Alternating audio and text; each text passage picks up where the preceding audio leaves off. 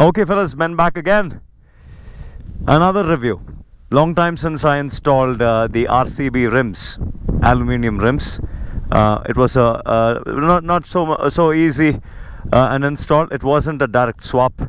I had to make arrangements for the Kickstart Garage, where is where I got this done. Those guys took the trouble of drilling the holes slightly bigger to accommodate the Himalayan spokes, and also the the lacing job. Everything was a little bit of a customization. It took a little bit of a skilled labor is what I would like to call this. It's not a direct swap. And not everybody can attempt this. People who are sufficiently experienced are the only ones who can go about doing this swap.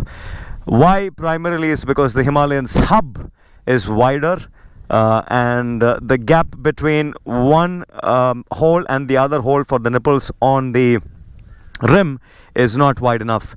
So you have the offset a little too wide. That creates some kind of a problem, and there's a bit of an angle with the spokes. This is what I'm talking about. If you guys can see how the spokes kind of take a wide angle from the nipple, they're kind of stretched a little outwards.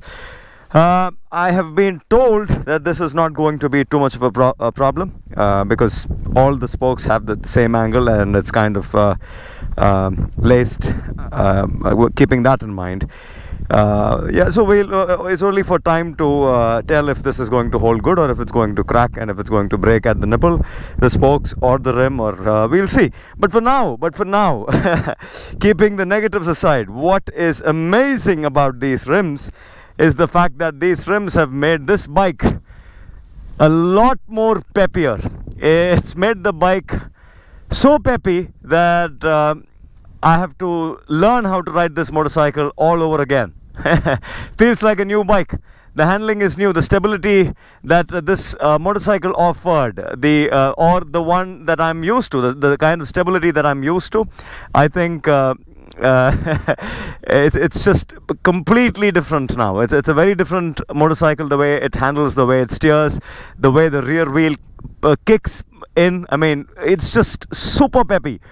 I would say, without any bit of exaggeration, that there is a solid 20% increase in power. Or the engine produces the same bhp, but the way the rear wheel delivers the power, or the power losses because of transmission and because of unsprung weight, and a lot of factors, limiting factors, now I think I feel that there's a easy 20% difference. I'm not being optimistic here. 20% of 25 horses will roughly translate into 5 horses, and that is what I feel. I've been riding now, so I can very clearly say that this machine is not the machine that I'm used to. My own Himalayan, 3/4 of it is the same. Just the wheels that I've swapped, and I feel like it's a brand new machine. The steering, the handling, everything is so much more light and peppy now that I have to unlearn all of those habits that I'm used to, that I've gotten used to in handling my machine, and I have to start riding this bike as a whole new machine and learn how to handle its weight, or the way it handles its weight. I have to get accustomed to it, get used to it.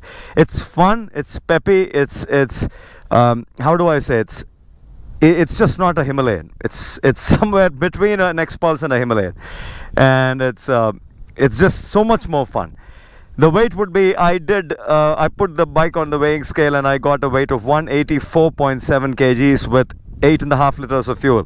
So 184.7 with 8.5 liters of fuel, and all these bolt-on parts, which is not the factory machine. The way this comes out of the factory is minus the saddle stay, the tail rack, handlebar, and all these gizmos, and the crash guard, the windshield extender, and so on. So there's so much that's gone into this machine. The fork preload adjusters, everything is a 300, 400, 300, 400 grams, and so it just adds to the weight.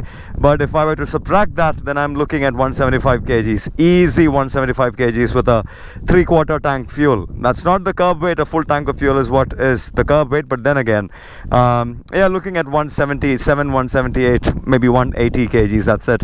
184 with 8.5 liters of fuel, the way the bike stands now.